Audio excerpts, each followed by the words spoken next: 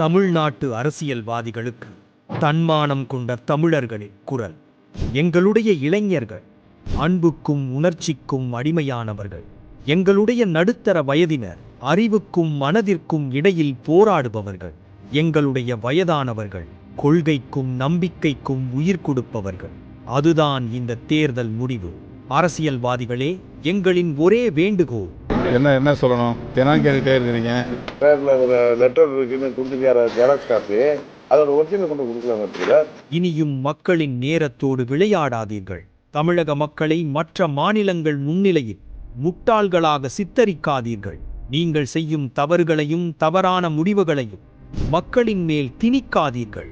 உங்களின் சுயலாபத்திற்காகவும் பேராசைக்காகவும் இனியும் காலம் கடத்தாதீர்கள். அரசியலை அரசியலாகவே ஒழுக்கத்தோடும் பொறுப்போடும் நடத்துங்கள். இந்தியாவில் தமிழ்நாடும் தமிழர்களும் எப்போதும் ஒரு தனி அடையாளம், ஒரு தனித்துவம். அதை சிதைத்து விடாதீர்கள். Obey the rules. உங்களுக்காகவும் மற்றவர்களுக்காகவும்.